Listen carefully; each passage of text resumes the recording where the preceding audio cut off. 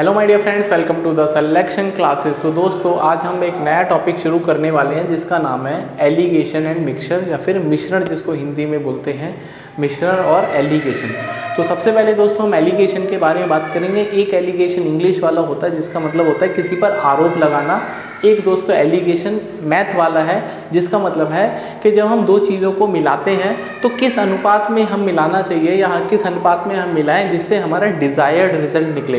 इसका मतलब क्या है, जैसे दोस्तों आपको जीवन में कुछ भी रिजल्ट चाहिए तो आपको ये पता होना चाहिए कि किस तरह से जो आपकी नॉर्मल लाइफ है और जो आपकी स्टूडेंट लाइफ है किस तरह से उनको मिक्सिंग करनी चाहिए, सो दैट आपको जो पर्टिकुलर जॉब रिक्वायरमेंट है, यदि आपने कोई सपना देखा है तो उस सपने तक आप पहुँच पाएंगे। यही दोस्तों मैथ में काम करता है एलिगेशन। ठीक है, तो एलिगेशन की यदि हम बात करते हैं दोस्तों मैथ्स में एलिगेशन, ठीक है एलिगेशन, तो इसमें आई आता है दोस्तों, और जो इंग्लिश वाला एलिगेशन है उसमें दोस्तों आता है ई। ठीक है, तो एलिगेशन का मतलब है ई वाला जो एलिगेशन जिसको इंग्लिश वाला बोलते हैं, किसी के ऊपर आरोप लगाना। ठीक है, तो आज हम बात करेंगे दोस्तों सबसे पहले एलिगेशन एंड उसके बाद दोस्तों मिक्सचर या फिर जिसको हिंदी में मिश्रण बोलते हैं, उसके ऊपर हम लोग थोड़ा सा चर्चा करेंगे। ठीक है, तो सबसे पहले दोस्तों यदि हम एलिगेशन की बात करते हैं, ठीक है एलिगेशन, तो एलिगेशन दोस्तों कुछ नहीं है, एक एग्जांपल से समझते हैं सो दैट आप चीज़ों को बेहतर तरीके से समझ पाएंगे। मैं उस एग्जांपल को लेना चाहता हूँ। मान लेते हैं दोस्तों एक फ्रूट सेलर है जो कि फल बेचता है, उसके पास दो वैरायटी के फ्रूट इकट्ठा हो गए, ए और बी। ए दोस्तों वो वैरायटी है जो कि फ्रेश वैरायटी है, ठीक है, जो कि फ्रेश वैरायटी है, आज ही मंडी से लेके आया और उसकी जो मूल्य है वो 80 रुपीज़ पर केजी के हिसाब से बेचना चाहता है। ठीक है, 80 रुपीज़ पर केजी के हिसाब से। कुछ फल दोस्तों उसके पास पुराने रखे हैं, देख के पता चल जाता है कि फल पुराने हैं, तो जो ग्राहक है वो उसको क्यों खरीदेगा जब नए बगल में रखे होंगे। तो ठीक है, तो जो पुराने फल की जो वैल्यू है वो देखता है, यार आज 65 रुपये ही बची है, ठीक है 65 रुपीज़ पर केजी के हिसाब से। तो उसके बाद दोस्तों उसने, भाई ये तो फ्रेश फ्रूट है, बिल्कुल एकदम फ्रेश ये दोस्तों फ्रूट्स, ठीक है। एक दोस्तों उसके पास कुछ ओल्ड फ्रूट्स रखे हैं, मतलब पुराने हो गए हैं, थोड़ा सा देखने से पता चल जाता है कि फ्रूट पुराने हैं। अब मान लो कस्टमर के पास दोनों वैरायटी के फ्रूट रखे होंगे तो हमेशा पहले उसको पकड़ेगा जो बिल्कुल फ्रेश है, ठीक है, हालांकि उसके दाम भी ज़्यादा होंगे लेकिन कस्टमर फिर भी बार्गेन वगैरह करेगा, तो वो एक अलग मैटर है, उसके बाद में देखेंगे। ठीक है, तो मान लेते हैं फ्रेश फ्रूट का दाम 80 है और पुराने जो फ्रूट है उसका दाम 65 रुपये है। अब जो फ्रूट वाले भैया उन्होंने दिमाग लगाया कि यार ऐसे तो सारे लोग नया फ्रूट ले जाएंगे, 80 रुपये में भी देने में कोई प्रॉब्लम नहीं है, लेकिन जो मेरे पुराने फ्रूट है वो तो मेरे पास बच जाएंगे, उसकी वैल्यू और ख़राब हो जाएगी और वो अंत में मुझे फेंकने पड़ेंगे। तो वो क्या करता है, वो दिमाग लगाता है कि दोनों को मिक्स कर देता है। भाई जैसे मान लो आलू हैं, पूरी ठेली में आलू भरे पड़े हैं, तो आपको ये पता ही नहीं चलेगा कि ठेली में जब वो मिक्स कर देगा कि कौन से पुराने आलू हैं कौन से नए आलू हैं। हो सकता है बाहर से देखने पर नए आलू लगे लेकिन उसके अंदर पुराने आलू भर दे। ये दोस्तों बड़ी समस्या। तो उस तरह से उसने दिमाग लगा लिया। उसने दोस्तों दिमाग लगाया है कि मैं एक काम करता हूँ, 65 रुपये उसका ओल्ड फ्रूट है और नए फ्रूट का दोस्तों जो दाम है वो 80 रुपये पर केजी के हिसाब से बेचना चाहता है। तो उसने ऐलान कर लिया है, उसने सोच लिया कि मैं इनको, ठीक है, मैं इनको दोस्तों 72 पे बेचता हूँ। ठीक है, मैं इनको 72 रुपीज़ पर किलोग्राम से वो बेचना चाहता है। ठीक है, उसने बोला है कि मैं अपने फ्रूट्स को 72 रुपये में बेचूंगा। तो सवाल दोस्तों ये है कि उसने ये तो सोच लिया कि मैं 72 में बेचूंगा, लेकिन दोस्तों वो किस रेशो में इनको मिला है, भाई कितना किलोग्राम फ्रेश का ले और कितने किलोग्राम ओल्ड फ्रूट का ले, ये दोस्तों उसके लिए बड़ी समस्या है। उसको इतना तो दिमाग आता है लेकिन उसको उतने पीछे का मैथ नहीं आता है जिससे वो ये पता लगा पाए कि इसका अनुपात क्या होगा। यदि दोस्तों ये अनुपात वो निकाल ले तो इसका मतलब वो भी मैथ जानता है। इसी मैथ को दोस्तों हम लोग समझते हैं और इसी जो टेक्निक है या इसी जो सिचुएशन को एलिगेशन में हम लोग बोल सकते हैं कि हम एलिगेशन वाली सिचुएशन को यूज़ कर सकते हैं।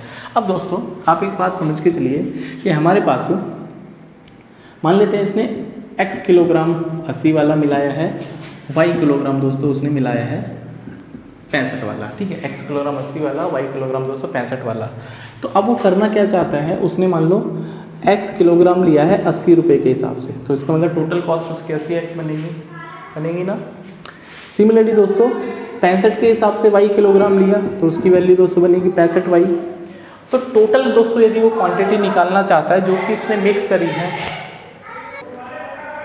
तो उसने दोस्तों कितनी क्वांटिटी मिक्स करी, तो क्वांटिटी दोस्तों उसने मिक्स करी x किलोग्राम और y किलोग्राम। आपको पता है ये रुपीज़ ऊपर लिखेगा नीचे किलोग्राम लिखेगा, तो रुपीज़ तो दोस्तों उसने लिखे, मान लो 1 किलो जो सेब है वो 80 रुपये के हैं, तो दोस्तों 5 किलो मिलाएगा तो 400 रुपये बन जाएंगे। तो रुपये तो दोस्तों ऊपर लिखेगा, रुपये लिख दिए, नीचे दोस्तों क्वांटिटी लिखेगा। तो क्वांटिटी दोस्तों उसने x मिलाई और y मिलाई, इस हिसाब से दोस्तों उसका जो नया मूल्य है वो 72 रुपये प्रति ग्राम आ गया। तो 72 रुपये प्रति किलोग्राम, ठीक है, समझ आ गया।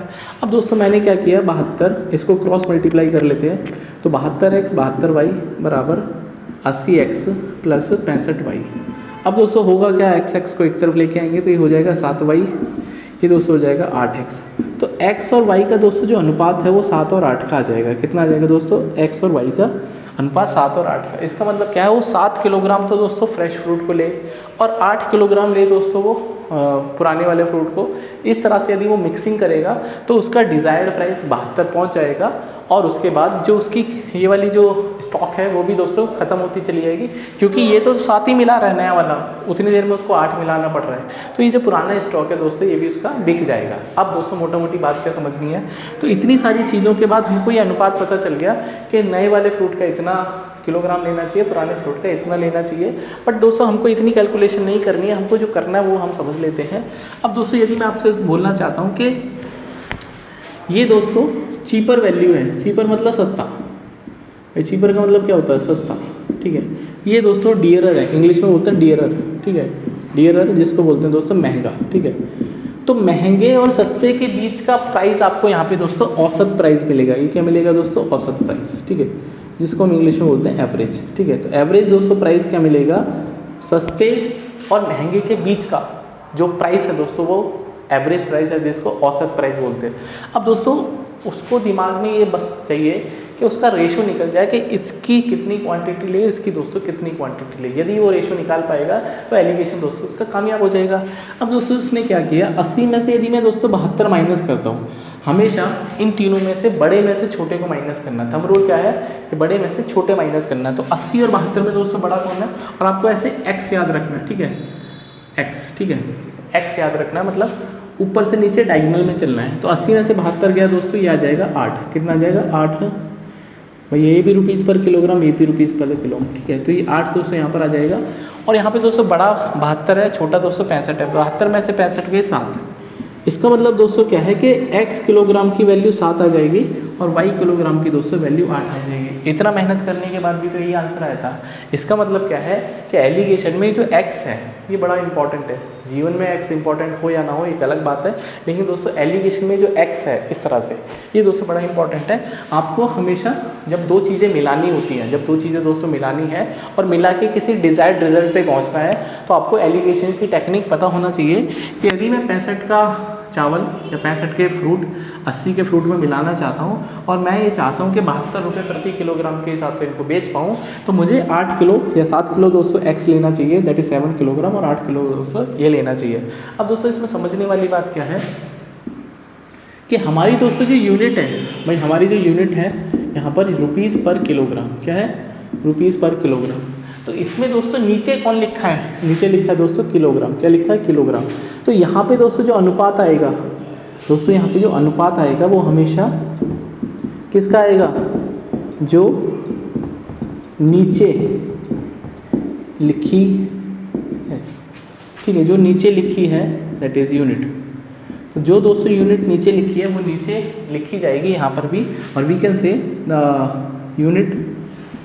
यूनिट इन डिनोमिनेटर, इंग्लिश में बोलते हैं डिनोमिनेटर, ठीक है। तो जो यूनिट दोस्तों डिनोमिनेटर में लिखी हुई है वही दोस्तों सबसे नीचे आएगी। ये इसका याद करने का ट्रिक है, ठीक है।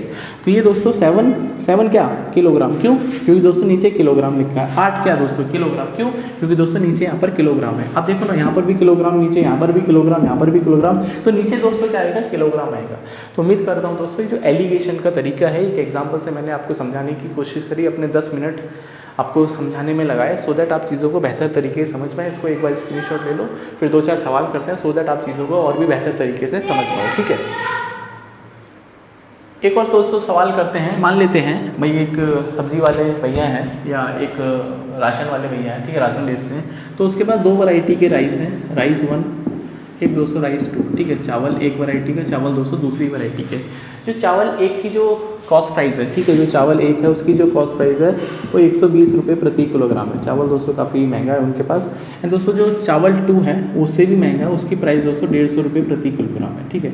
150 रुपये प्रति किलोग्राम। वो दोनों को मिक्स करना चाहता है, जिससे कि भाई 120 में यदि वो 150 वाले मिला देगा तो फ़ायदा तो कर लेगा, क्योंकि उसकी क्वांटिटी भी चली जाएगी और दोस्तों ज़्यादा पैसे भी बना लेगा। वो क्या करता है दोस्तों, इन दोनों को मिक्स करता है, ठीक है, इन दोनों को दोस्तों मिक्स करता है। तो मिक्स करेगा तो दोस्तों कुछ ना कुछ उसका प्राइस मिलेगा।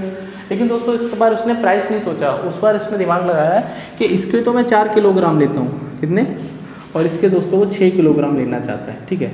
इसके उसने 4 किलोग्राम लिए, इसके दोस्तों उसने 6 किलोग्राम लिए। ये बोलेगा कि उसका औसत प्राइस क्या आएगा, ठीक है। इस बार दोस्तों उसका औसत जो प्राइस है, ठीक है।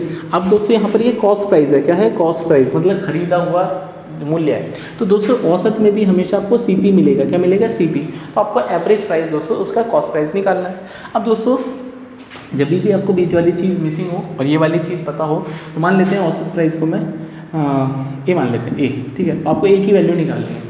अब दोस्तों करना क्या है, ध्यान से सुनो। पहले तो दोस्तों ये जो क्वांटिटी है इनको सिंप्लीफाई कर लो, 2 तिया 2 दूनी 4, 2 तिया 6। तो ये दोस्तों अनुपात आ जाएगा 2 का और 3 का, आ जाएगा 2 का और 3 का। अब दोस्तों करना क्या है, ए की वैल्यू निकालने के लिए तो साइड साइड से मल्टीप्लाई करना है, साइड साइड से क्या करना है, गुणा करना है। तो यदि मैं दोस्तों साइड साइड से गुणा करूँगा तो 120 गुणा 2 हो जाएगा दोस्तों, यहाँ पर 120 गुणा 2 प्लस का दोस्तों साइन लगाएंगे, यहाँ पे दोस्तों 3 गुणा 150 होगा। एंड ये दोस्तों डिवाइड करना आपको, जो अनुपात है उसके सम से, अनुपात के सम मतलब योग, ठीक है।